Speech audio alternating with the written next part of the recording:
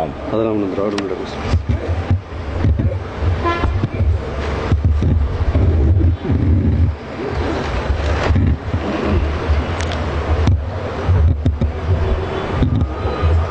அளவற்ற அருளாளனும்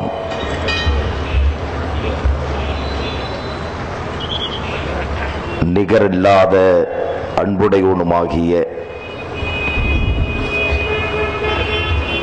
எல்லாம் வல்ல ஏக இறைவனின் சாந்தியும் சமாதானமும் அனைத்து மக்கள் மீதும்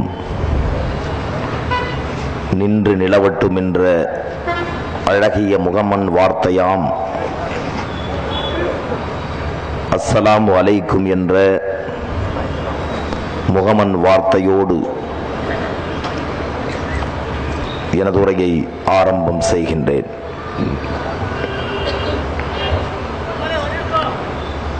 சிறப்பு வாய்ந்த தஞ்சை மாவட்டம் அதிராமபட்டினத்திலே ஏற்பாடு செய்யப்பட்டு நடைபெற்றுக் கொண்டிருக்கின்ற மனிதநேய மக்கள் கட்சியின் இந்த தேர்தல் பிரச்சார எழுச்சி பொதுக்கூட்டத்தினுடைய தலைமை பொறுப்பேற்றிருக்கின்ற மாவட்டத்தினுடைய தலைவர் தஞ்சை பாதுஷா அவர்களே,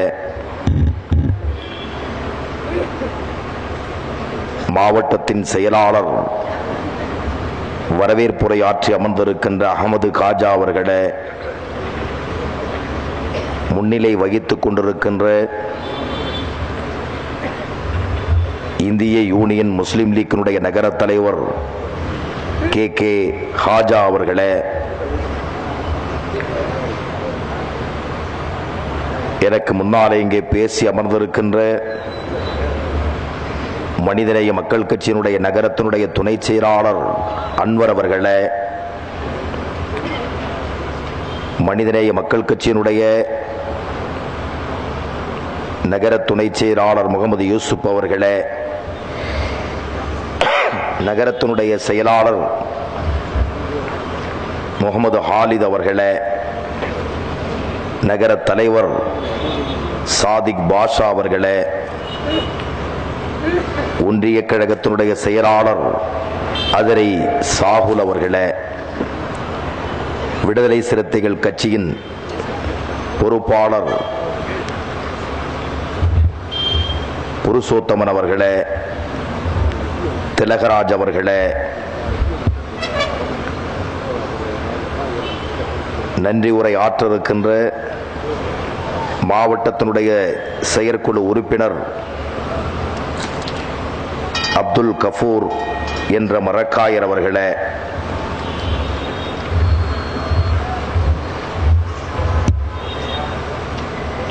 மனிதநேய மக்கள் கட்சியினுடைய நகர பொருளாளர் சையது முகமது புகாரி அவர்களே, திராவிட முன்னேற்றக் கழகத்தின் நகர செயலாளர் எனக்கு முன்னாலே பேசி அமர்ந்திருக்கின்ற ராம குணசேகரன் அவர்களே, மேடையிலே அமர்ந்திருக்கின்ற மனிதநேய மக்கள் கட்சியினுடைய அமைப்பு செயலாளர், இந்த மாவட்டத்தின் பொறுப்பாளர் அன்பு சகோதரர் ராவுத்தர் சா அவர்களே, எனக்கு முன்னாலே இங்கே சிறப்புரை ஆற்றி அமர்ந்திருக்கின்ற ஆம்பூர் சட்டமன்றத்தின் உறுப்பினரும் வேலூர் மாவட்டத்தின் தலைவருமான அன்பு சகோதரர் வக்பு வாரியத்தினுடைய உறுப்பினர் அஸ்லம் பாஷா அவர்களே, திரளாய் கூடியிருக்கின்ற மனித நேய சொந்தங்களே, தாய் கழகத்தின் போர்வாள்களே, வியாபார நண்பர்களே, தொழிலாளர் தோழர்களே, விவசாய பெருங்குடி மக்களே, காவல்துறை நண்பர்களே, இப்பொழுது புதிதாக தேர்தல் கமிஷன் அதிகாரிகளே, இன்றைக்கு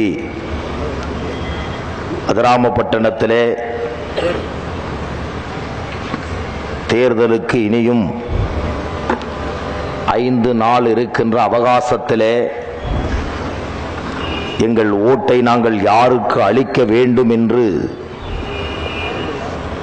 முடிவெடுத்து அமர்ந்திருக்கிறீர்களோ அல்லது முடிவெடுக்க இருக்கிறீர்களோ என்பது எனக்கு தெரியாது. ஆனால் ஒரு முடிவுக்கு வர வேண்டும் என்று நான் பரப்புரை செய்ய கடமைப்பட்டிருக்கின்றேன். 16வது பாராளுமன்ற தேர்தலை எதிர்நோக்கி இருக்கின்ற நாம் 24ஆம் தேதி இந்திய தேசத்தின் தலையெழுத்தை கையில் வைத்துக் கொண்டிருக்கின்ற நாம் யாருக்கு வாக்களிக்க வேண்டும், யார் இந்திய பிரதமராக வரக்கூடாது என்பதை இந்த தேசத்திலே முடிவு செய்ய கடமைப்பட்டிருக்கின்றோம். சகோதரர்களே, 67 ஆண்டுகால சுதந்திர இந்தியாவில் இது போன்ற ஒரு தேர்தல் சூழ்நிலை ஏற்பட்டதில்லை என்று அரசியல் பார்வையாளர்கள் தங்கள் கருத்துக்களை செய்தி ஊடகத்தின் வாயிலாக பதிவு செய்து கொண்டிருக்கின்ற காலகட்டத்திலே நாங்கள் உங்களை சந்திக்க வந்திருக்கின்றோம். இந்த தேசத்தை புரட்டி போடுகின்ற ஒரு கூட்டம் இந்த தேசத்தின் வரலாற்றை, இந்த தேசத்தின் இறையாண்மையை, இந்த தேச மக்களின் ஒற்றுமையை அப்படியே மாற்றி எழுதுவதற்கு தயாராகிக் கொண்டிருக்கின்ற ஒரு கூட்டம் இந்த நாட்டை ஆளுவதற்கு துடிக்கின்றார்கள். பல்லாயிரம் கோடிகளை செலவழித்துக் கொண்டிருக்கின்றார்கள். அதிகாரம் மட்டும்தான் இனி அவர்களுக்கு தேவை. இந்திய தேசத்தின் புதிய ராணுவத்தை அவர்கள் கட்டமைத்து விட்டார்கள். ஆயுத பயிற்சிகளை முடித்து விட்டார்கள். அடக்குமுறைகளையும் கலவரங்களையும் படுகொலைகளையும் தனதாக்கிக் கொண்டு கொள்கை புத்தகங்களை அவர்கள் வடிவமைத்து விட்டார்கள். 90 விழுக்காட்டு பணிகளை முடித்துவிட்டு அந்த பணிகளை இந்த நாட்டிலே அமுல்படுத்துவதற்கு சட்டம் தேவை, அதிகாரம் தேவை, அதிகார மையத்திலே உள்ளவர்களுடைய ஆதரவு தேவை. அதை பெறுகின்ற தேர்தல் தான் இந்த 2014ஆம் ஆண்டு நடைபெறுகின்ற ஏப்ரல் 24ஆம் தேதி நடைபெறுகின்ற இந்திய தேசத்தின் தலையெழுத்தை நிர்ணயம் செய்கின்ற பாராளுமன்ற தேர்தல்.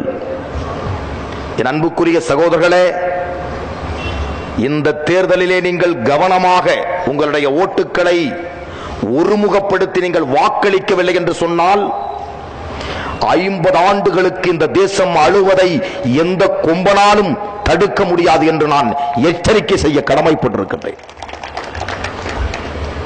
இந்த தேசம் இதற்கு முன்னால் சந்தித்த தேர்தல் அல்ல. 1350 மேடைகளுக்கு மேலே நான் மனிதநேய மக்கள் கட்சியின் தமிழ்நாடு முஸ்லிம் முன்னேற்ற கழகத்தின் மேடைகளிலே நான் பேசியிருக்கின்றேன். 1984 இருந்து எம்ஜிஆர் உயிரோடு இருக்கிற காலத்திலே இருந்து நான் தேர்தல்கள் பல சந்தித்திருக்கின்றேன். இந்த தேசத்திலே இப்படி ஒரு குழப்பமான தேர்தல், பயங்கரவாதத்திற்கும் மதச்சார்பற்ற நிலைக்கும் நடக்கின்ற தேர்தலை நான் சந்தித்ததில்லை என்பதை நான் இங்கே சுட்டிக்காட்ட கடமைப்பட்டிருக்கின்றேன். சகோதரர்களே, இந்த தேசத்தின் பத்திரிகைகள், இந்த தேசத்தின் காட்சி ஊடகங்கள் தடபுரண்டு போயிருக்கின்ற 90 விழுக்காட்டு பத்திரிகைகள் இந்த நாட்டிலே பணத்திற்காக தங்கள் பேனா முனைகளை மாற்றி எழுதி கொண்டிருக்கின்றன. சகோதரர்களே, எப்படி இது சாத்தியமாயிற்று? இந்திய தேசத்தின் 5 தூண்களில் ஒரு தூண்களாக நிற்கக்கூடிய இந்த தேசத்தின் பத்திரிகை ஊடகங்கள் பார்ப்பன பணியா கும்பலுக்கு பாய் விரித்திருக்கிறதே. இதை எண்ணி பார்க்கிற போது எனது இந்திய சமூகமே, நான் ஒரு முஸ்லிமை பார்த்து பேசவில்லை, நான் ஒரு இந்துவை பார்த்து பேசவில்லை, நான் ஒரு கிறிஸ்துவனை பார்த்து பேசவில்லை, நான் ஒரு தலித்தை பார்த்து பேசவில்லை, நான் ஒரு சீக்கியனை பார்த்து பேசவில்லை. நான் இந்த தேசத்தின் புத்த மதத்திலே ஜைன மதங்களை பின்பற்றி வாழுகின்ற, இந்த தேசத்தின் கம்யூனிஸ்ட் சித்தாந்தங்களை பின்பற்றி வாழுகின்ற, காரல் மார்க்ஸ் லெனினுடைய தத்துவங்களை பின்பற்றி வாழுகின்ற அந்த ஒரு நபரை பற்றி அவரை பார்த்து பேசவில்லை. என்னோடு பிறந்திருக்கின்ற எங்கள் முன்னோர்களோடு பிறந்திருக்கின்ற, நாம் பிறந்து வளர்ந்து தங்க தொட்டிலே தவழ்ந்து கிடப்பதை போல வாழ்ந்து கொண்டிருக்கின்ற இந்திய தேசத்தின் ஒரு பிரஜை என்ற உணர்வோடு 126 கோடி இந்திய மக்களை பார்த்து பேசுகிறேன். தயவு செய்து இந்திய தேசத்தை நீங்கள் காப்பாற்றுங்கள். என் அன்பு சகோதரர்களே, இந்திய தேசத்தை நீங்கள் காப்பாற்றுங்கள். மனசாட்சியோடு நீங்கள் எண்ணி பார்த்து இந்தியாவை காப்பாற்றுங்கள். மதவாதம் எனும் பூதம் நம்மை அழிப்பதற்கு திட்டமிட்டு இருக்கிறது. எத்தனை கோடிக்கணக்கான மக்களுடைய உயிர் இந்த நாட்டிலே போனாலும், எத்தனை கோடிக்கணக்கான மக்கள் ரத்தம் சிந்தப்பட்டாலும், குறுக்கு நெடுக்காக வெட்டி போட்டு புதைக்கப்பட்டாலும், எங்களுக்கு தேவை பிரதமர் நாற்காலி என்று சொல்லிக்கொண்டு ஒரு கூட்டம் நாயாய் இந்த தேசத்தில் அலைந்து கொண்டிருக்கிறது. எனது இந்திய சமூகமே, இந்த நாட்டை காப்பாற்றுங்கள். அழிவிலே இருந்து காப்பாற்றுங்கள். எங்கள் குழந்தைகளுடைய எரிக்கப்பட்ட அந்த நிலைகளிலே இருந்து இந்த தேசத்தை நீங்கள் காப்பாற்றுங்கள். அப்பாவி பொதுமக்களுடைய படுகொலையிலே இருந்து இந்த தேசத்தை நீங்கள் காப்பாற்றுங்கள். எங்கள் தாய்க்கு சொந்தமான, எங்கள் சகோதரர்களுக்கு நெருக்கமான சகோதரிகளாக வாழ்ந்த குஜராத்தின் 3000 முஸ்லிம்களுடைய உயிர்களை கொன்றொழித்த மாபாதகர்கள் இந்திய தேசத்தை ஆளுவதை தயவு செய்து நீங்கள் தடுத்து நிறுத்துவதற்கு உங்கள் ஓட்டை ஒருமுகப்படுத்துங்கள் என்று நான் உங்களிடத்திலே மன்றாடி கேட்க நான் கடமைப்பட்டிருக்கின்றேன். சகோதரர்களே, எங்களது குரல், எங்களது ஒப்பாரி அவை மட்டும்தான். வேறு எங்களுக்கு அவசியம் அல்ல. இந்த நாட்டை யாரோ ஆளட்டும், ஆனால் மத பயங்கரவாதிகள் இந்த நாட்டை ஆளக்கூடாது என்கிற ஒரு கோரிக்கையை உங்கள் முன்னால் வைப்பதற்கு நான் இந்த மேடையை கடைசி மேடையாக நினைத்து பேசுகின்றேன். இன்றோடு நான் மரணித்தாலும் நாளை எழுவேன் என்பது எனக்கு தெரியாது. சகோதரர்களே, நான் உங்களிடத்தில் இந்த கோரிக்கை வைக்கிறேன். உறங்க போகின்ற நான் நாளை எழுவேனா? இந்த மக்கள் எழுவார்களா? நாங்கள் இருப்போமா இல்லையா என்பது எங்களுக்கு தெரியாது. எங்கள் கடைசி கோரிக்கையாக இந்திய சமூகத்திலே பிறந்த ஒரு காரணத்திற்காக, நீதியின் நிழலாய் ஒரு மார்க்கத்தை பின்பற்றி வாழ்ந்த ஒரு அடையாளத்திற்காக இந்த கருத்தை நான் உங்களிடத்திலே பதிவு செய்ய கடமைப்பட்டிருக்கின்றேன். சகோதரர்களே, இந்தியா அப்படிப்பட்ட ஒரு நிலையிலே இன்றைக்கு இருந்து கொண்டிருக்கிறது. இதை பற்றியான விழிப்புணர்வு இந்த நாட்டிலே வாழுகின்ற 85 கோடி வாக்காளர் பெருங்குடி மக்களுக்கு இல்லையே என்று எண்ணுகிற போது கண்களில் நீர் வடிகிறது. சகோதரர்களே, இந்திய தேசத்தின் பொதுமக்கள் ஓட்டு போடுகிற எந்திரங்களாக வாழ்ந்து கொண்டிருக்கின்றார்களே, இந்திய தேசத்தை அறியாமையிலே வாழ்ந்து கொண்டிருக்கிற 85 கோடி மக்களை எண்ணி நான் கவலைப்பட கடமைப்பட்டிருக்கின்றேன். சகோதரர்களே, 85 கோடி பேர் இந்த தேர்தலிலே ஓட்டு போட போகிறார்கள். அதிலே 35 கோடி பேர் வாலிபர்கள், இளைஞர்கள், புதிய வாக்காளர்கள். இந்த புதிய வாக்காளர்கள், 18 வயது நிரம்பிய புதிய வாக்காளர்களுக்கு இந்திய தேசத்தின் வரலாறு தெரியுமா?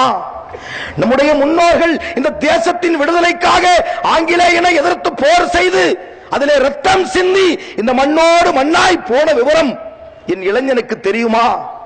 இந்திய தேசத்தை இந்த நாட்டின் கயவர்கள் காட்டிக் கொடுத்த வரலாறு தெரியுமா? தெரியாது. சகோதரர்களே, தெரியாது. எவ்வளவு உயிர்களுடைய இழப்புக்கு பிறகு இந்த நாட்டிலே விடுதலையை பெற்றோம். இந்துக்கள், முஸ்லிம்கள், கிறிஸ்தவர்கள், ஜைனர்கள், தலித்துகள் எல்லோரும் ஒரு குலை காய்களால் அண்ணன் தம்பிகளாக வெள்ளையனோடு போர் செய்து இந்த நாட்டுக்கு விடுதலையை பெற்றுக் கொடுத்தோம். இன்றைக்கு என்ன நிலை? யார் ஆள துடிக்கிறார்கள்? இந்திய தேசத்தை காட்டிக் கொடுத்த கயவர்கள் இந்திய தேசத்தை ஆளுவதற்கு துடிக்கிறார்களே. இதை பற்றி என் தலித் சமூக மக்களுக்கு தெரியுமா? என் இந்து சகோதரர்களுக்கு தெரியுமா? என் கிறிஸ்துவ சகோதரர்களுக்கு தெரியுமா? தெரியவில்லை என்று சொன்னால் விடுகிற பொழுது எப்படிப்பட்டதாக இருக்கும் என்று எண்ணுவதற்கு அச்சமாக இருக்கிறது. சகோதரர்களே, ஒரு நாடு இன்றைக்கு ஒப்பாரி வைத்துக் கொண்டிருக்கிறது. ஒரு தேசம் மிகப்பெரிய கவலை அடைகிறது. ஒரு தேசத்திலே பல்வேறு தரப்பட்ட இனங்கள், மொழிகள், கலாச்சாரங்கள், வழிபாட்டு முறைகள், ஆலயங்கள் 850 மொழிகளுக்கு மேலே இந்த நாட்டிலே பேசப்படுகின்றன. நமக்குள்ளே வேற்றுமை உண்டா? நீ அந்த மொழிக்காரன் இந்த மொழிக்காரன் என்கிற பாகுபாடு உண்டா? இல்லை. சகோதரர்களே, எத்தனையோ ஜாதிகள், எத்தனையோ மதங்கள், எத்தனையோ வழிபாட்டு பொருள்கள், இவை அத்தனையும் இந்த தேசத்தில் இருக்கின்றன. நமக்குள்ளே பிளவு உண்டா? பிரச்சனைகள் உண்டா? இல்லை. அண்ணன் தம்பி வாஞ்சையோடு இந்து முஸ்லிம்களுடைய ஒற்றுமை இந்த நாட்டிலே நீடித்துக் கொண்டிருக்கிறது. அதற்கு வேட்டு வைப்பதற்கு, அதற்கு வேட்டு வைத்து அதிகாரத்தை சுவைப்பதற்கு இந்த நாட்டிலே ஒரு சக்தி பயன்படுத்தப்படுகிறது என்று சொன்னால் அது ஆர்எஸ்எஸ், பாரதிய ஜனதா கட்சியை சார்ந்தவர்கள் இன்றைக்கு முகாமிட்டிருக்கிறார்கள் இந்திய தேசத்திலே. அவர்கள் ஒரு கடை வைத்து வியாபாரம் செய்கிறார்கள். அவர்கள் அறிமுகப்படுத்தி இருக்கின்ற பொருள் மோடி என்ற பொருள். யார் இந்த மோடி? ஒரு மாநில அரசை கையில் வைத்துக் கொண்டு 3000 மக்கள் படுகொலை செய்வதை காலுக்கு மேல் கால் போட்டு வேடிக்கை பார்த்து ரசித்த ஒரு மாபெரும் மாபாதகன். அவரை கொண்டு வந்து இந்திய தேசத்தினுடைய பிரதமர் நாற்காலியிலே உட்கார வைப்பதற்கு துணிந்திருக்கிறவர் யார் தெரியுமா?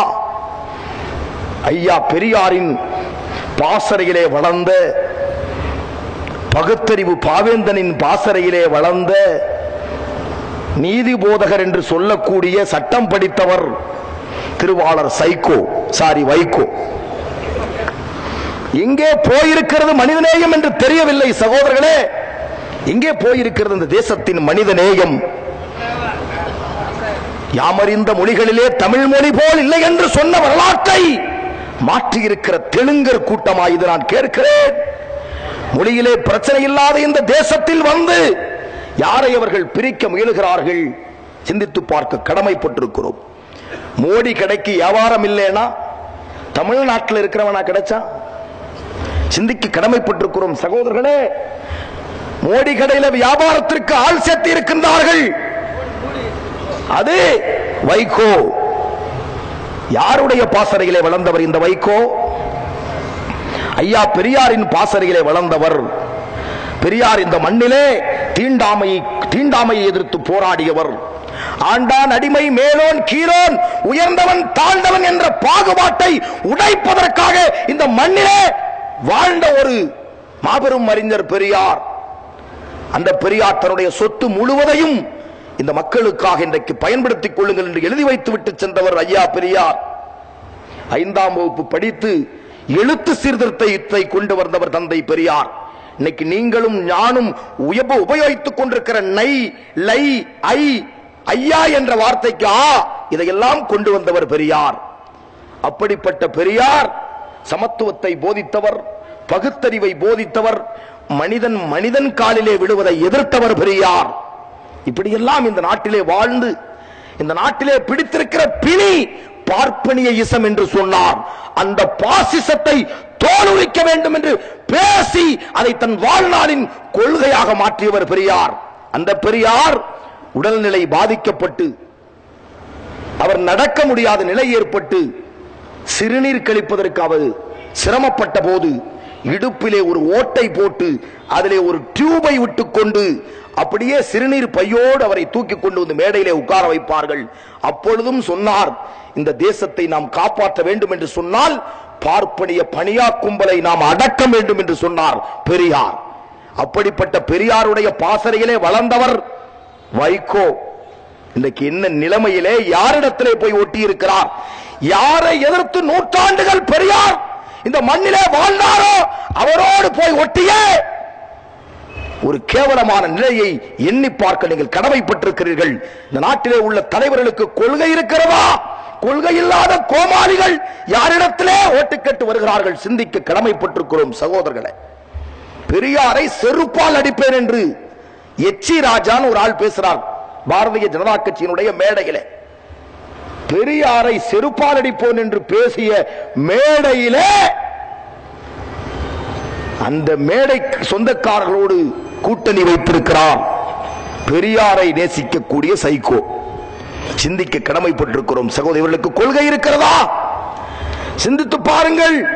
பெரியார் உயிரோடு இருக்கும் போது சொன்னார், ஐயா பாப்பானையும் பாம்பையும் ஒரு இடத்துல பார்த்தால் நீங்க பாம்பு அடிக்கிறதுக்கு பதிலா பாம்பான் அடிங்கன்னு சொன்னார். சொல்லிவிட்டு சொன்னார், ஏன் தெரியுமா நான் அப்படி சொல்றேன்? பாம்புக்கு பல்லுல விஷம், பாப்பானுக்கு உடம்பெல்லாம் விஷம்னு பெரியார் சொன்னார். இன்றைக்கு யாரோடு போய் கூட்டணி அமைத்திருக்கிறார்கள் சகோதரர்களே? எழுதி வைத்துக் கொள்ளுங்கள். இன்றைய தேதியில் அதிராமப்பட்டினத்திலே உட்கார்ந்து கொண்டு நான் பேசுகிறேன். தேர்தலுக்கு பிறகு 2 கட்சி கலைக்கப்படும். அதில் ஒரு கட்சி இந்த வைகோவின் மதிமுக தமிழ்நாட்டிலே இருக்காது சகோதரர்களே. அதான் உண்மை, யதார்த்தம். எந்த மக்களும் வாக்களிக்க மாட்டார்கள். இன்னொரு உண்மை தெரியுமா? மதிமுக கட்சியில் இருக்கிறவனே மதிமுக ஓட்டு போட மாட்டான். காரணம், அவன் பெரியாரை நேசித்தவன், தீண்டாமையை எதிர்த்தவன், ஜாதிய பாகுபாடுகளை, வர்ணாசிரம கொள்கைகளை எதிர்த்து போராடிய ஒரு மதிமுகவுடைய உண்மை தொண்டன் எப்படி ஆதரிப்பான் இந்த பாசிஸ்டுகளை, இந்த படுகொலை செய்தவர்களை? ஜாதியின் பெயரால், மதத்தின் பெயரால் நாட்டில் படுகொலை செய்தவர்களை எப்படி ஆதரிப்பார்கள் மதிமுக காரர்கள்? எனவே மதிமுக என்ற கட்சி அவுட். இரண்டாவது, மோடியை இந்த நாட்டிலே பிரதமராக்க வேண்டும் என்பதற்காக அடுத்து கொண்டு வரக்கூடிய கதாநாயகன் யார் தெரியுமா? அவர்தான் ரொம்ப செல்வாக்கு மிக்கவர். இந்திய தேசத்திற்கு விடுதலையை பெற்று தந்தவர், பெரிய அரசியல் ஞானம் உள்ளவர், பெரிய பொருளாதார நிபுணத்துவம் உள்ளவர், பேசினால் எல்லோருக்கும் புரியக்கூடியவர், அவ்வளவு பெரிய பேச்சாற்றல் உள்ளவர். அவர் யார் என்று கேட்டால், அவர் செய்த சேவை என்ன தெரியுமா? தொப்புள்ள பம்பர விட்டது. அவர்தான் விஜயகாந்த். அவரை எண்ணித்தான் எங்களுக்கு ரொம்ப கவலை. இவர் பாரதிய ஜனதா கட்சி இந்த நாட்டிலே கொண்டு வந்து விடுவாரோ? இந்தியாவிலே பாரதிய மோடி வந்து பிரதமராக உட்காருவதற்கு மிகப்பெரிய காரணமாக இவர் சென்டிமெண்ட் பேச்சாளராச்சே என்றுதான் எங்களுக்கு கவலை சகோதரர்களே. நிலைமையை பாருங்க. கழுத கெட்டா குட்டிச்சவர். பாரதிய ஜனதா கட்சி வடநாட்டில் கெட்டு போய், கழுத கட்டி போய் குட்டிச்சுவருக்கு வந்திருக்குங்க தமிழ்நாட்டில். அது எந்த குட்டிச்சுவர்? விஜயகாந்த் என்ற குட்டிச்சுவர். உங்களுக்கு எல்லாம் ஓட்டு இருக்கா இந்த நாட்டில்? ஓட்டு இருக்கா விஜயகாந்துக்கு இந்த நாட்டில்? ஓட்டு இருக்கா? கிடையாது. இந்த தேர்தல் அதை நிரூபிக்கும் சகோதரர்களே. காரணம், அவருக்கு இருந்த இமேஜ ஊரே கூடி பாதிக்க வைக்கல, அவரே பாதிக்க வச்சிட்டார். சிந்திச்சு பாருங்க. இவர்தான் மோடியை பிரதமராக வேண்டும் என்று கனவு காணுகின்ற மிகப்பெரிய அறிவாளி. யார்? விஜயகாந்த். என்ன பேசுறாருன்னு ஜனங்களுக்கும் தெரியாது, என்ன பேசுறாருன்னு அவருக்கும் தெரியாது. கண்டுபிடிச்சா 1 லட்சம் ரூபாய் ஃப்ரீ. யாராவது விளக்கி சொல்லுங்க விஜயகாந்த் இதை பேசினார்னு. ரொம்ப சிரமப்பட்டு நாங்க இந்த மாதிரி பரப்புரைக்கு போறதுக்காக என்ன பேசுறாங்க, எதிர்க்கட்சி எல்லாம் என்ன பேசுதுன்னு கேட்கணும். நாங்க அதுக்காக ரொம்ப ரொம்ப சிரமப்பட்டு ரிவைண்ட் பண்ணி நாங்க போட்டு பார்த்தாலும் கண்டுபிடிக்க முடியல அந்த பேச்சை. இருந்தாலும் சிரமப்பட்டு ஓரிரு வார்த்தைகளை நான் கண்டுபிடித்தேன். என்ன வார்த்தை தெரியுமா? மோடி ரொம்ப நல்லவர். என்ன சொன்னேன்னு உங்களுக்கு புரியலன்னா டிரான்ஸ்லேஷன் பண்றேன். மோடி ரொம்ப நல்லவர். அதான் இப்ப சொன்னார். மோடி ரொம்ப நல்லவர். அப்படித்தான் ஆக்சன்ல எல்லாத்தையும் புரிய வைக்கிறது. அன்புக்குரிய சகோதரர்களே, மோடி நல்ல பிரதமர். அதுக்கு எப்ப மோடி பிரதமர் ஆனாருன்னு நாங்க கேட்கிறோம். மோடி நல்ல பிரதமர் யார் சொல்றா? விஜயகாந்த். அப்ப நாங்க என்ன தெரியுமா கேட்கிறோம்? எந்த நாட்டில் மோடி பிரதமரா இருந்தாரு கேட்கணுமா வேண்டாமா? எப்படிப்பட்டவர்கள் யாரை அறிமுகப்படுத்துகிறார்கள்? ஒரு அறிவாளி கிடைக்கவில்லை, ஒரு அரசியல் அனுபவம் உள்ளவன் கிடைக்கவில்லை. இந்த நாட்டிலே தியாகம் செய்த ஒரு அரசியல் கட்சியின் தொண்டன் கூட இந்த பாரதிய ஜனதா பார்ட்டிக்கு இந்த நாட்டில் கிடைக்கவில்லை. கிடைத்தது ஒரு கூட்டாளி, ஒரு முழு நேர அவரு. இதான் நிலைமை. சிந்திக்க நாம் கடமைப்பட்டிருக்கிறோம். இந்த தேசத்தின் தலையெழுத்து எப்படி போய்கொண்டிருக்கிறது? யார் இந்த நாட்டை ஆள வேண்டும், யார் காட்டுபவர்களுக்கு நீங்கள் ஓட்டு போட வேண்டும் என்பதை நீங்கள் தீர்மானியுங்கள். இவர்கள் சொல்லுபவர்களுக்கு இவங்களுக்கே தெளிவில்லாத போது இவர்கள் சொல்லுபவர்களுக்கு நாம் எப்படி ஓட்டு போட முடியும்? அப்புறம் தேர்தல் பிரச்சாரம் பண்ணார். அவர் 9:58 வரைக்கும் தேர்தல் பிரச்சாரம் பண்றாரு. வேட்பாளர் யாருன்னு சொல்லவே இல்லை. அப்ப கீழே வண்டியில நின்று ஒருத்தர் நோன்றாரு. ஐயா நான் தாங்க வேட்பாளர். கீழே பார்க்கிறார், நாக்கு கடிச்சு திட்டுறார் அவர். இன்னும் நிலைமை நாட்டில் அரசியல் தலைவர்களுக்கு நாட்டில் பஞ்சம் ஏற்பட்டு விட்டதா? நான் கேட்கிறேன். அரசியல் தலைவர்களுக்கான பஞ்சத்தை பார்த்தீர்களா? பல்ல கடிக்கிறார், அவர் பேசாம இருந்துறார். அடிதீங்க, நம்மளால முடியாது. நாமக்கல்ல ஒரு வேட்பாளரை தேமுதிக கட்சிக்கு அறிவிச்சாங்க. அறிவிச்ச 3வது நாள் பெரியாஸ்பத்திரியில போய் அட்மிட் ஆயிட்டாங்க. எனக்கு சீட்டே வேண்டாங்க ஐயா, என்ன விட்டுங்க சொல்லி கடைசியில இருந்தாலும் ஒன்னதான் நாங்க பிடிப்போம் அதிமுக போய் அடைக்கலம் ஆயிட்டார் அந்த வேட்பாளர். நடக்குது இந்த நாட்டில். நிலைமையை பார்க்கிறோம். ஒரு கூத்தாடி அரசியல், ஒரு தெளிவற்ற நிலை இந்த தேசத்தில் நடமாடிக்கொண்டிருப்பதை பார்க்கிறோம். எப்படிப்பட்ட நிலை? இவர்கள் கையில இந்தியா கிடைத்தால் குரங்கு கையில பூமாலை கிடைச்ச மாதிரி நாறு நாரா ஆக்க மாட்டானுங்களா இவனுங்க? சிந்திக்க நீங்கள் கடமைப்பட்டிருக்கிறீர்கள் சகோதரர்களே. நம்முடைய ஒவ்வொரு ஓட்டுகளும் விலை மதிக்க முடியாத வைரங்கள் சகோதரர்களே. அதை கொண்டு போய் 1000 ரூபாய் 2000 ரூபாய்க்கு புத்தி உள்ளவன் உப்பானா என்பதுதான் எங்களுடைய கேள்வி. அப்படி விஜயகாந்துடைய பரப்புரையில் அடுத்ததாக அவர் சொன்ன செய்தி என்ன தெரியுமா? மிகப்பெரிய செய்தி. குஜராத்தை பத்தி பேசுறார். மோடி ரொம்ப நல்லவர், நான் குஜராத்துக்கு அப்ப டிரான்ஸ்லேஷன் தேவைப்படுது. அப்ப நான் சொல்றேன், நான் குஜராத்துக்கு போனேன், ஷூட்டிங்க்கு போனேன். அங்க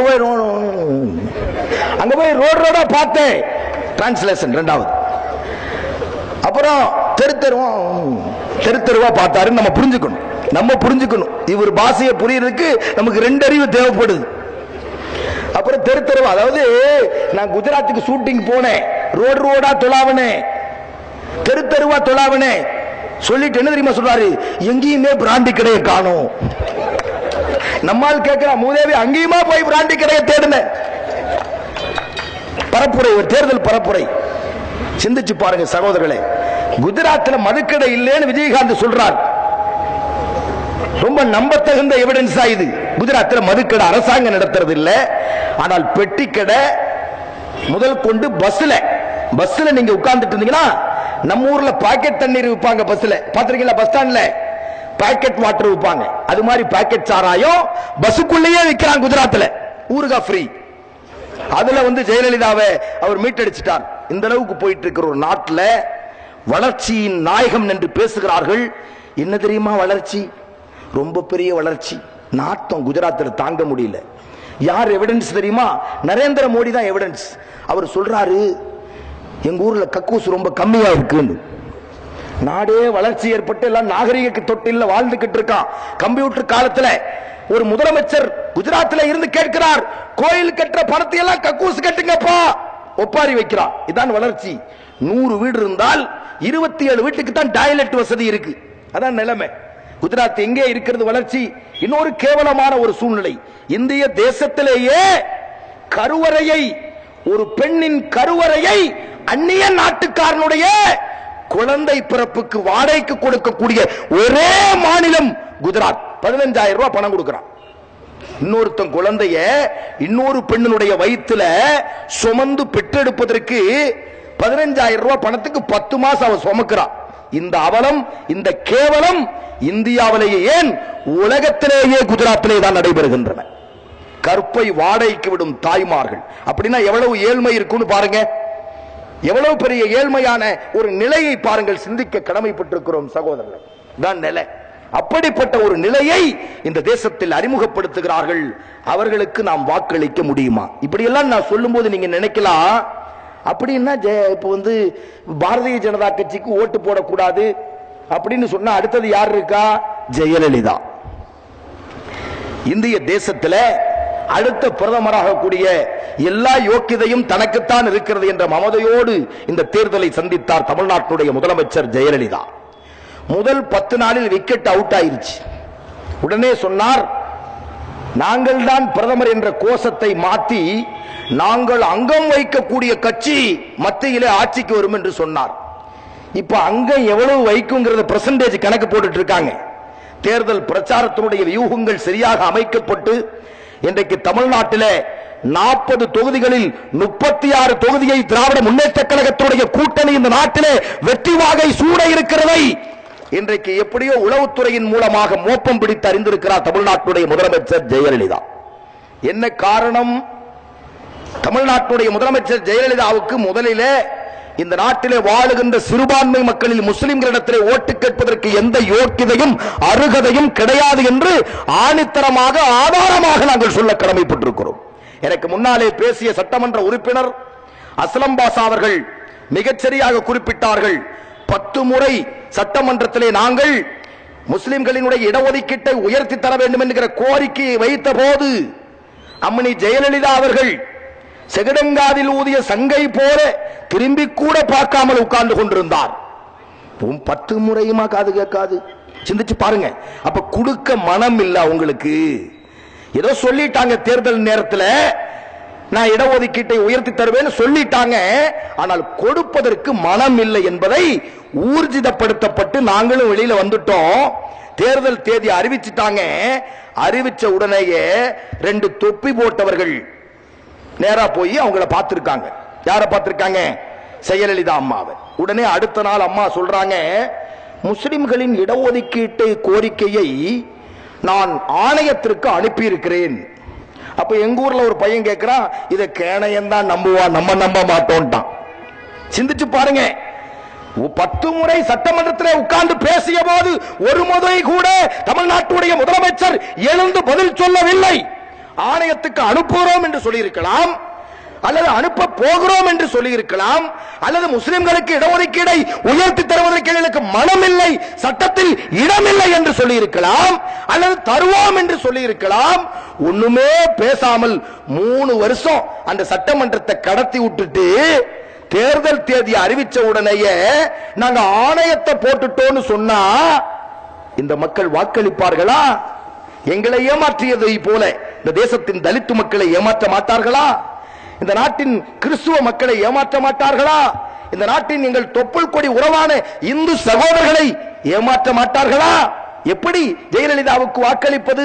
3 ஆண்டு கால ஆட்சியை கையிலே கொடுத்தோம். இந்த மக்கள் நல பணிகளை ஏதாவது செய்தாரா? புதிய திட்டத்தை கொண்டு வந்தாரா? 151 கோரிக்கைகளை நான் நிறைவேற்றி இருக்கிறேன், வாக்குறுதிகளை நிறைவேற்றி இருக்கிறேன். ஒரு சாக்கில போட்டு கொண்டு வாங்க நிறைவேற்றின வாக்குறுதி எல்லாம். இந்த நாட்டில் 3 ஆண்டு கால ஜெயலலிதா அவர்களுடைய ஆட்சியில 3 வருஷம் அவர்கள் சென்னையிலே இருந்தார்களா? 2.25 வருஷம் அவங்க இருந்தது கொடநாட்டு எஸ்டேட்ல. பாவம், ரொம்ப வசதி இல்லை. கொடநாட்டு எஸ்டேட் ரொம்ப குறுகிய இடம். எவ்வளவு தெரியுமா? 890 ஏக்கர் பங்களா. எங்கே? கொடநாட்டில் ஜெயலலிதாவுக்கு உள்ள இடம். உழைச்சி சம்பாதிச்ச காசு. ஊழலை பற்றி இவர்கள் பேசுகிறார்கள். ஒரு ஏக்கர் 4 கோடி ரூபாய் மதிப்பு. ஒரு ஏக்கர் இடம். பவானி சிங் பெங்களூர் நீதிமன்றத்தில் நின்று தமிழர்களுடைய மானத்தை அங்க பங்கு போட்டார். தமிழ்நாட்டிலேயாவது நடத்தி இருக்கலாம் அந்த கோர்ட் விவாதங்களை. பெங்களூர்ல நடத்தி நிறைய பேர் ஹார்ட் அட்டாக்ல போயிருப்பான். அப்பா இவ்வளவு கோடியான்ட்டு பட்டியல் போட்டார் பாருங்க. ஒரு 12 வகை சொத்துக்களை பட்டியல் போட்டார். எங்களுக்கு தலை கிறங்கிருச்சு. சுதாகரன், சசிகலா, இளவரசி. நாட்டில் இளவரசிகள் இங்கதான் இருக்காங்க போல தெரியுது. அப்புறம் ஜெயலலிதா நம்பர் 1. ஜெயலலிதா அந்த சொத்து குவிப்பு வழக்கில் நம்பர் 1 அகிஸ்ட் ஜெயலலிதா. வருமானத்துக்கு அதிகமாக சொத்து சேர்த்தது. எவ்வளவு கோடி? ஒரு 10,000 கோடியா, 20,000 கோடியா? இப்படி ஆயிரக்கணக்கான கோடி ரூபாய்களை சுருட்டி வைத்திருக்கின்ற ஜெயலலிதா அவர்கள் பிறரது ஊழலை பேசுவதற்கு என்ன யோக்கியதை இருக்கிறது என்று நாங்கள் மனிதநேய மக்கள் கட்சியின் சார்பிலே உங்களிடத்தை கேட்கிறோம். நண்புக்குரிய சகோதரர்களே, 890 ஏக்கர் கொடநாட்டு எஸ்டேட். அது மட்டுமா? சென்னையில மட்டும் 2000 ஏக்கர். எனக்கு தெரிந்து உட்காருவதற்கு இடமில்லை சென்னையிலே. ஆனால் 2000 ஏக்கர் இடத்தை இன்னைக்கு பல இடங்களிலே சுருட்டி வளைத்து போட்டு வாங்கி வைத்திருக்கிறார். தமிழ்நாட்டினுடைய யாருமே இல்லாத மக்கள் தான் சொந்தமா உங்களுக்கு தான் எழுதி தர போறாங்க. இந்த நாட்டு மக்களுக்கு தான் சொத்தை பூரா கொடுக்க போறாங்க. உயிர் எழுதி கொடுத்துருவாங்க இந்த நாட்டு மக்களுக்காக. சிந்தித்து பாருங்கள். அது மட்டுமல்ல, தூத்துக்குடியிலே 3 இடங்களிலே 1558 ஏக்கர். ஒரு ஏக்கர் 5 கோடி ரூபாய். ஜெயலலிதாவின் சொத்து மதிப்பை நான் மேற்கொண்டு பேசுவேன். இந்த ஹார்ட் பேஷண்ட் யாராவது இருந்தா தயவு செஞ்சு வீட்டுக்கு போயிருங்க. என் மேல கேஸ் போட்டுருவாங்க. அந்த அப்படியோ அப்படின்னு கேட்டு அவங்க போயிட்டாங்கன்னு வைங்க, அப்புறம் நானும் போக வேண்டியது வந்துடும்.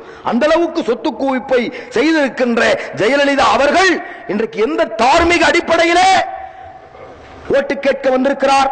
அது கேட்க வரல, நம்மகிட்ட சொல்றாங்க செய்வீங்களா செய்வீங்களா செய்வீங்களா. அவர் போயிட்டாருமா, எல்லாரும் எந்திரிச்சு போயிட்டாங்க. யார்கிட்ட கேட்டுட்டு இருக்கிறீங்க? சேர்த்தியா? இவங்களுக்கு ஓட்டு போட்டா அவங்க தானே செய்யணும். நாம தான் ஓட்டு போட்டிருக்கோம். யாரு செய்யணுங்க? அவங்க தான் செய்யணும். இப்ப நம்மளை பார்த்து கேட்கறீங்க செய்வீங்களா செய்வீங்களா. நாங்க எப்ப செய்யறது? என்ன செய்யறது? அதமா உங்களுக்கு ஓட்டு போட்டோம்ல, நாங்க ஓட்டு போட்டா நீங்க தானமா செய்யணும். என்னங்க இதெல்லாம்? யாரை ஏமாற்றுகிறார்கள்? முழு பூசணிக்காயை சோற்றில் மறைக்கின்றார்கள். எழுதி வைத்து யாரோ கொடுத்ததை பேசுகிறார்கள். என்ன நடக்கிறது என்பது இந்த நாட்டிலே அவர்களுக்கு தெரியவில்லை. இன்டர்நெட்ல உட்கார்ந்து ஓபன் பண்ணிட்டு இருந்தாங்க பொது நிறுவனங்களை. ஃபைல தூக்கிட்டு ஓடுற அதிகாரி கொடநாட்டுக்கு ஓடுறான். கோயம்புத்தூரை தாண்டி கோத்தகிரி கொடநாட்டு எஸ்டேட்டுக்கு போகிறார்கள். ஃபைல தூக்கிட்டு அதிகாரிகள். நான் கேட்கிறேன், எங்களுடைய வரி பணம் ஹெலிகாப்டருக்கு நீங்கள் செலவு செய்கிறீர்களே, யார் சம்பாதித்தது இந்த பணம்? உங்களுடைய சொந்த பணமா அதிகாரிகள் எத்தனை கார்களில் இந்த 2 ஆண்டுகளில் கொடநாட்டுக்கு பவனி பவனி பவனி பவனி சென்னையில இருந்து கோயம்புத்தூர் ஏர்போர்ட்டுக்கு இவங்களுக்காகவே 3 பிளைட் எக்ஸ்டெண்ட் பண்ணிட்டான் கோயம்புத்தூர்ல. இதெல்லாம் யாருடைய பணம்? கூத்தடிக்கிற பணமா இது? எங்கள் உழைப்பால் எங்கள் வேர்வையால் நாங்கள் கட்டுகிற வரி பணத்தை இந்த நாட்டில் இவ்வளவு மோசமாக செலவழிக்கக்கூடிய ஒரே முதலமைச்சர் இந்த ஜெயலலிதா அவர்கள். எந்த தார்மீக அடிப்படையில் இந்த தேர்தலில் நீங்கள் எங்களிடத்தில் ஓட்டு கேட்கிறீர்கள்?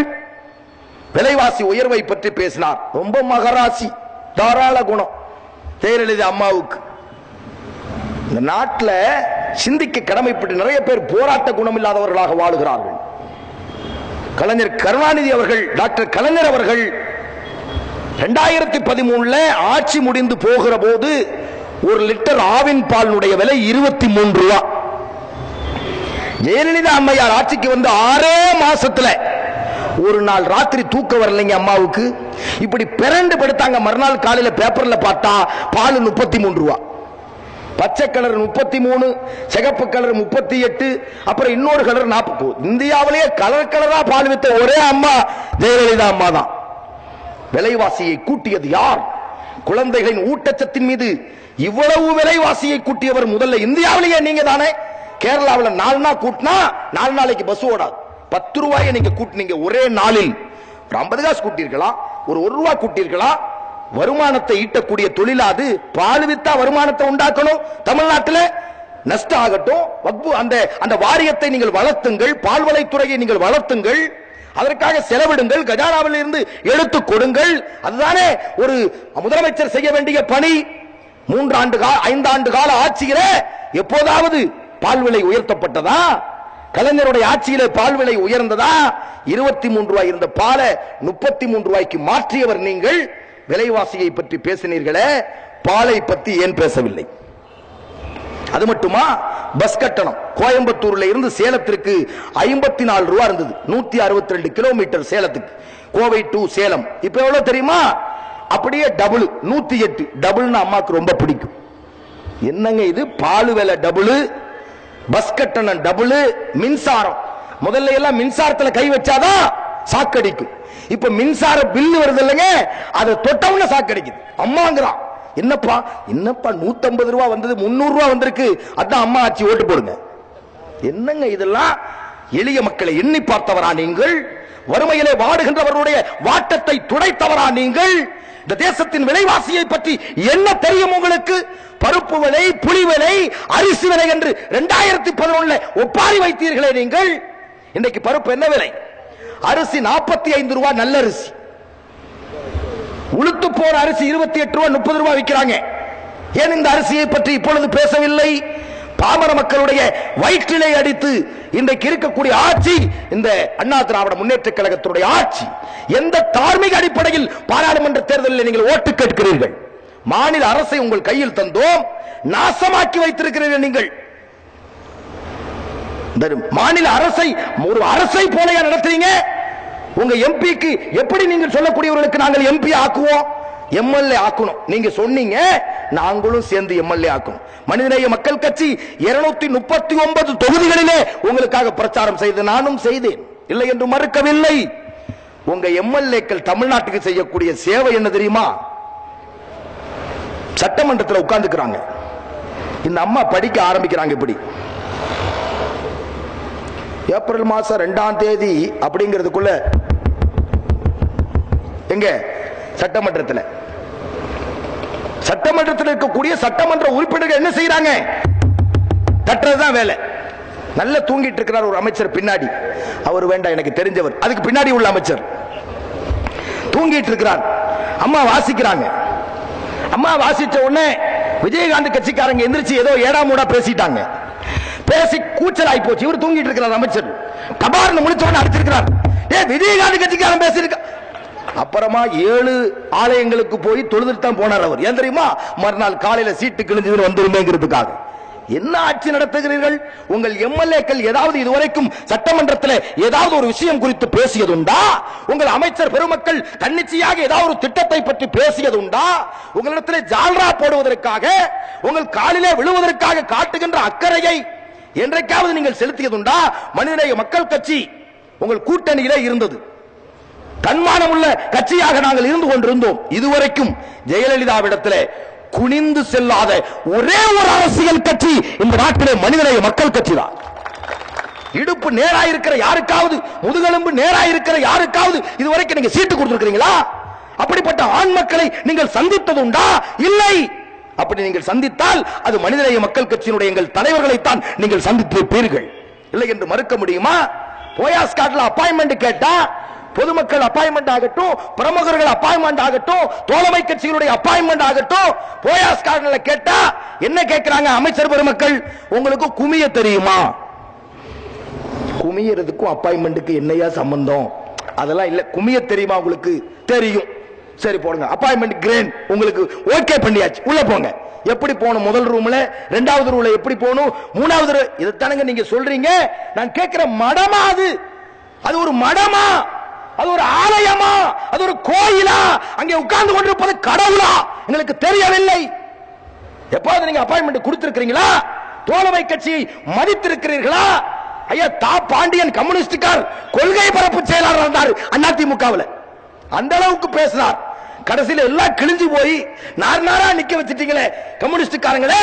எப்படி உங்களோடு ஒரு கட்சிக்காரர்கள் இருப்பார்கள்? அவருடைய கொள்கை, அவருடைய கோரிக்கையை நீங்கள் ஏற்றுக்கொள்வதில்லை, அவர்களை சந்திக்க நீங்கள் மறுக்கிறீர்கள். எப்படி? அரசியல் கட்சியினுடைய தத்துவம் தெரியவில்லை. ஆதிக்க வெறி, ஆதிக்க உணர்வு உங்களிடத்தில் மேலோங்கியது. அதை வைத்துக் கொண்டு எப்படி நாங்கள் முன்னேற முடியும்? பாராளுமன்றத்தில் எங்கள் சமுதாயம் பாதிக்கப்பட்டதை பற்றி பேசுவதற்கு எங்களுக்கு ஒரு எம்பி வேண்டும். தேர்தல் தேதி அறிவிக்கப்பட்டு விட்டது அல்லது அறிவிக்கப்பட இருக்கிறது. எங்களை அழைத்தீர்களா? பேசினீர்களா? இல்லை. ஆனால் உங்கள் அமைச்சர் பெருமக்கள் மாமகவிலே வந்து சொன்னார்கள், நீங்கள் எங்களோடு இருக்க வேண்டும். ஓ, நல்லா இருக்கிறமே. சீட்டு யாரு தர்றது? அது அம்மா தருவாங்க. எப்ப தருவாங்க? கொடநாட்டிலிருந்து வந்த உடனே. எப்ப கொடநாட்டிலிருந்து வருவாங்க? அது கடவுளுக்கு தான் தெரியும். அப்ப கடவுள்கிட்டே போய் கூட்டணி சேர்ந்துக்குங்க. நாங்க போக முடியுமா? திராவிட முன்னேற்ற கழகத்துடைய தலைவர் கலைஞர் அவர்கள் எங்களை அழைத்தார். பாராளுமன்றத்திலே நீங்கள் உங்கள் வாய்ப்பை பயன்படுத்துவதற்கு நாங்கள் உங்களுக்கு வாய்ப்பு தருகிறோம் என்று சொன்னார். திராவிட முன்னேற்ற கழகத்துடைய ஜனநாயக முற்போக்கு கூட்டணி மலர்ந்தது இந்த நாட்டிலே. இன்றைக்கு திராவிட முன்னேற்ற கழகத்துடைய தலைமையில் அமைக்கப்பட்டிருக்கிற ஜனநாயக முற்போக்கு கூட்டணியினுடைய அந்த கட்சிகளிலே மனிதநேய மக்கள் கட்சி அங்கம் வகிக்கிறது. புதிய தமிழகம் கிருஷ்ணசாமி அவர்கள் அங்கம் வகிக்கின்றார்கள். அதே போல நம்முடைய விடுதலை சிறுத்தைகள் சகோதரர்கள் இன்றைக்கு அங்கம் வகிக்கின்றார்கள். அதே போல இந்தியாவுடைய சுதந்திரத்துக்கு பாடுபட்ட தியாகிகளை கொண்டிருக்கின்ற இந்திய யூனியன் முஸ்லிம் லீக் கட்சியினுடைய பெரியவர்கள் இன்றைக்கு எங்களோடு அங்கம் வகிக்கின்றார்கள். ஒரு மதச்சார்பற்ற கூட்டணி இந்த நாட்டிலே அமைந்திருக்கிறது. சகோதரர்களே, எண்ணி பார்க்க நாம் கடமைப்பட்டிருக்கிறோம். இந்திய தேசத்தினுடைய அந்த கட்டமைப்பை நாம் பாதுகாக்க வேண்டும். மத ஒற்றுமையை நாம் பாதுகாக்க வேண்டும். எல்லோரும் எல்லாம் பெற வேண்டும். சம உரிமை பேணப்பட வேண்டும். பாராளுமன்றத்தில் முஸ்லிம்களுடைய அந்த உறுப்பினர்களுக்கு தகுந்த மாதிரி, அந்த எண்ணிக்கைக்கு தகுந்த மாதிரி உறுப்பினர்கள் அங்கே இருக்க வேண்டும். அதே போல தலித்து மக்கள் இருக்க வேண்டும், கிறிஸ்துவர்கள் இருக்க வேண்டும். ஒவ்வொரு ஜாதி, ஒவ்வொரு மதத்தை சார்ந்தவர்களும் அந்த பாராளுமன்றத்தில் அங்கம் வைத்தால் அது நியாயமான ஒரு பாராளுமன்றம். ஆனால் இன்னைக்கு 196 பிராமணர்கள் அங்கே இருக்கிறார்கள். முஸ்லிம்கள் எவ்வளவு? 108 பேர் இருக்கணும், 29 பேர் உட்கார்ந்து கொண்டிருக்கிறார்கள். இது நீதியா? இது சரியான பாராளுமன்றமா? இந்த நாட்டின் தலித்து மக்களுக்கான விடுதலை இந்த நாட்டில் கிடைச்சிருக்கா? சிந்தித்து பாருங்கள். இவைகளை எல்லாம் எண்ணி பார்த்துத்தான் மத பயங்கரவாதத்தை இந்த நாட்டை விட்டு விரட்டுவதற்காக ஊழலா உயிரா? எங்க பிரச்சனை உயிர் பிரச்சனை. எங்களுக்கு ஊழல் பிரச்சனை, உயிர் வாழுவது எங்களின் பிரச்சனை. இந்தியாவில் எந்த மாநிலத்திலேயாவது முஸ்லிம்கள் சுதந்திரமாக நடமாட முடிகிறதா? மாட்டுக்கறி சாப்பிட்டான்னு சொல்லி கூட்டிட்டு போய் அடிச்சிருக்காங்க முஸ்லிம்களை குஜராத்ல. தெரியுமா உங்களுக்கு? ஹரியானாவில் மாட்டுக்கறி சாப்பிட்டு இருந்த தட்டோடு முஸ்லிம்கள் விரட்டி அடிக்கப்பட்டு தலைகீழ தொங்க விட்டு அடியில புகை விட்டு இருக்காங்க. யூடியூப்ல பாருங்க காட்சிகளை. மாட்டுக்கறி சாப்பிடக்கூடாதுங்கிற, ஆட்டுக்கறி சாப்பிடக்கூடாதுங்கிற, ஆனா இலா கணேசன் மெரினா பீச்சில் மீன் விற்கிறார். பத்திரிகையை பார்க்கிறேன். இலா கணேசன் மீனை பிடிச்சிட்டு நிற்கிறார். பக்கத்துல பூச்சாண்டி தமிழிசை சவுந்தரராஜன் அது ஒண்ணு பக்கத்தில் நிக்குது. என்ன சொல்லி வர்றீங்க? மீன் சாப்பிடுறவங்களுக்கு நாங்க எதிரி இல்ல, நல்லா மீனை சாப்பிடுங்க, நாங்க உங்களுக்கு எதிரி இல்ல, ஓட்டு எங்களுக்கு போடுங்க. நான் எழுதி வைத்துக் கொள்ளுங்கள், இலா கணேசன் மீன் வித்து எங்களை ஏமாத்தினாலும் சரி, அத்வானி ஆட்டுக்கறி கடை வச்சாலும் சரி, வாஜ்பாய் ஒரு கோழிக்கு ஒரு கோழி இலவசம் சொல்லி சிக்கன் கடை வச்சாலும் சரி, எங்கள் தங்கள் தமிழனை, இந்த தேசத்தின் திராவிட மக்களை ஒரு பார்ப்பனராலும் ஒரு பாசிசவாதிகளாலும் ஏமாற்ற முடியாது. எங்கள் மக்கள் உங்களுக்கு வாக்களிக்க மாட்டார்கள் என்று குறித்து வைத்துக் கொள்ளுங்கள். நீங்கள் இந்த தேர்தலில் 40 தொகுதிகளில் பாரதிய ஜனதா பார்ட்டியினுடைய கூட்டணி போட்டியிடுகிறது. ஒரு தொகுதியில் கூட ஜெயிக்க மாட்டான். அதான் உண்மை. வைகோ கட்சி காணாம போயிரும். தேமுதிக அடுத்த ஒரு படம் வரப்போகுது. அதோட அது முடிஞ்சது. அப்புறம் மரவெட்டிகள் நிறைய பேர் இருக்காங்க, அவங்கள விட்டுருவோம். அப்படி சில பேர் இருக்காங்க, அவங்க எல்லாம் கணக்கிலேயே கிடையாது. மிக பிரம்மாண்டமான இந்த கட்சியை இந்தியாவினுடைய பாராளுமன்றத்தில் உட்கார வைப்பதற்கு பெரிய அரசியல் ஞானம் உள்ள ஒருத்தர் யாரு? ஐஜேகே கட்சி. எங்கேயாவது கேள்விப்பட்டிருக்கிறீங்களா? இவர்கள் தான் இந்திய தேசத்தின் மோடியின் மூடிகள். இதுக்கிடையில ரஜினிகாந்த் சந்தித்தார், விஜய் போனார் வந்தார். எங்களுக்கு என்னப்பா, ரஜினி சொல்லி எல்லாம் ஒருத்தர் ஓட்டு போடுறான்னா அது ரஜினி ரகத்தில் உள்ளதுதான். விஜய் சொல்லி எல்லாம் ஒருத்தர் ஓட்டு போடுறானா அந்த ஓட்டு எங்களுக்கு வேண்டாம். குப்பை தொட்டியில போடுங்க உங்க ஓட்டை. கூட்டாளிகளுடைய ஓட்டு எங்களுக்கு தேவையில்லை.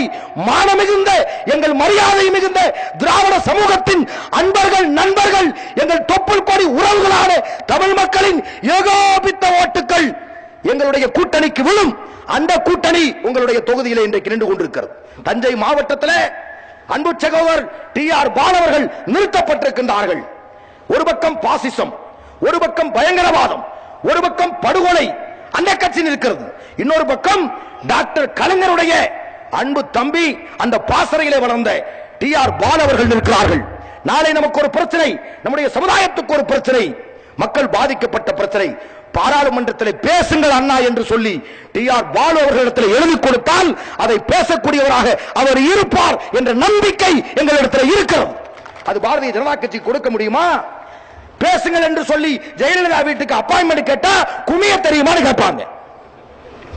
நான் டி.ஆர். பாலு அவர்களை எப்ப வேணாலும் சந்திக்கலாம், எப்ப வேணாலும் டெல்லியில போய் சந்திக்கலாம், இங்க உட்கார்ந்து சந்திக்கலாம், எங்க வேணாலும் சந்திக்கலாம். அப்படி ஜெயலலிதாவுக்கு யாராவது உத்தரவாதம் தர முடியுமா? அதிமுக காரங்க பதில் சொல்லுங்க. தற்சமயம் நான் பேச்சை நிறுத்துறேன். அதிமுக இல்லையா? அப்போ சரி, ஓகே, சிந்திச்சு பாருங்க சகோதரர்களே. இதான் நிலை. இதையெல்லாம் எண்ணி பார்த்து இந்த பாராளுமன்ற தேர்தலிலே நீங்கள் வாக்களிக்க வேண்டும். இந்த நாட்டில் சட்டம் ஒழுங்கு சீரா இல்ல. பாருங்க, போலீஸ் ஸ்டேஷனுக்கு அதிராம்பட்டினத்தில் நம்ம சகோதரர்கள் போயிருக்காங்க. ஒரு ஏட்டம்மாவாது சப் இன்ஸ்பெக்டர் அவங்க போயிருக்காங்க, மக்கள் பிரதிநிதிகள் போயிருக்காங்க, நியாயம் கேட்க போயிருக்காங்க. கடுமையா பேசியிருக்காங்க அந்த அம்மா. எங்க இந்த சப் இன்ஸ்பெக்டர் அவங்க இதுவெல்லாம் மக்கள் பிரதிநிதிகளை இப்படி பேசக்கூடாது. அப்ப மக்கள் தொடர்பு இல்லாத அலுவலர்களாக உங்களை மாத்திடுவாங்க. குதிரைக்கு புல்லு போடுற வேலைகளுக்கு கொண்டு போயிருவாங்க. நீங்க எதுக்கு அந்த வேலையை செய்றீங்க? மக்களுடைய வரிப்பணத்தில் சம்பவம் வாங்கக்கூடியவர் கண்ணியமாக நடந்து கொள்ள வேண்டும். வர்றவங்களை வரவேற்று சேட்டில் உட்கார வைக்க வேண்டும். அவர்களுக்கு தேவையானதை நீங்க செஞ்சு கொடுக்கணும். மக்கள் பிரதிநிதிகள் அவங்க வருவாங்க. பல்வேறு பிரச்சனைகள் இன்னைக்கு நாடு அப்படி இருக்கு. சட்டம் தெரியாத மக்கள், உங்களால் அவங்க பாதிச்சிடக்கூடாதுங்கிறதுக்காக அவங்க வரும்போது மரியாதையோடு நடத்துங்க, சட்ட ரீதியா கையாளுங்க. அவமரியாதையா நீங்க பேசக்கூடாது. தப்பு. திருப்பி உங்களை பேசினா சரியாகாதல்ல என்று மட்டும் இந்த நேரத்தில் சொல்லிக்கொண்டு, என் அன்புக்குரிய சகோதரர்களே, இந்த பாராளுமன்ற தேர்தலிலே நான் முதலிலே பேசியதை இரண்டாவதும் கேட்கிறேன். இந்திய தேசத்தை காப்பாற்றுங்கள், இந்திய தேசத்தை காப்பாற்றுங்கள். நான் 85 கோடி வாக்காளர் பெருங்குடி மக்களிடத்தில் கேட்கிறேன். இந்த நாட்டில் ரத்தாறு ஓடக்கூடாது, மதவாதம் ஜெயிக்க கூடாது. நீங்க அதிமுகவுக்கு போட்டா நரேந்திர மோடி ஒரு ஆம்பள மோடி, ஜெயலலிதா ஒரு பொம்பள மோடி, ரெண்டும் ஒண்ணுதான். நாளை ஜெயலலிதா அவர்கள் வெற்றி பெற்றால் அந்த சீட்டை யார்கிட்ட கொண்டு போய் கொடுக்க போறாங்க? மோடிட்ட கொண்டு போய் கொடுக்க போறாங்க. அதனால்தான் இதுவரை மோடியை விமர்சிக்காமல் அவர் கரெக்டா பார்த்துக்கிட்டு இருக்காங்க ஜெயலலிதா. நீங்களும் கரெக்டா பாருங்க, நாங்களும் கரெக்டா பார்க்கிறோம்.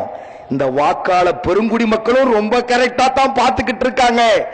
40 தொகுதிகளிலும் திராவிட முன்னேற்ற கழகத்தினுடைய கூட்டணி இந்த நாட்டிலே வெற்றி பெற வேண்டும். சகோதரர்களே, மதச்சார்பன்மைக்கு ஆதரவாக நீங்கள் உங்களுடைய ஓட்டுக்களை பதிவு செய்ய வேண்டும். அது உதயசூரியன் சின்னத்திற்கு, டி.ஆர். பாலு அண்ணனுக்கு உங்களுடைய பொன்னான ஓட்டுக்களை உதயசூரியன் உதயசூரியன் உதயசூரியன் உதயசூரியன் உதயசூரியன் சின்னத்திலே வாக்களியுங்கள், வாக்களியுங்கள், வாக்களியுங்கள் என்று கேட்டுக்கொண்டு வாய்ப்புக்கு நன்றி கூறி விடைபெறுகிறேன். நன்றி. அஸ்ஸலாமு அலைக்கும். நன்றி மாநில செயலாளர் அவர்களுக்கு. அடுத்தபடியாக இன்னும் 3 நிமிடம் உள்ளது, அதற்குள் நன்றி உரையை முடித்துக் கொள்ளவும். இதற்கு முன் அண்ணன் கோவை செய்யத் அவர்கள் 40 இடங்களில் பேசிய 45 மணி நேர இடிமுழக்க உரைகள் வீடியோ மற்றும் ஆடியோ இங்கே விற்கப்படுகிறது. தேவைப்பட்டோர் வாங்கிக் கொள்ளலாம். அஸ்ஸலாமு அலைக்கும். ஜனநாயக முற்போக்கு கூட்டணி வேட்பாளர் TR பாலு அவர்களை ஆதரித்து மாபெரும் இந்த தேர்தல் பிரச்சார எழுச்சி பொதுக்கூட்டத்தின் தலைமை தாங்கிய தஞ்சை பாதுஷா அவர்களே, வரவேற்பு அமைத்திருந்த அகமது ஹாஜா மற்றும் முன்னிலை வைத்த KK ஹாஜா, S திலகராஜ், புருஷோத்தமன், மனித மக்கள் கட்சியின் அனைத்து நிர்வாகிகளுக்கும், வாழ்த்துறை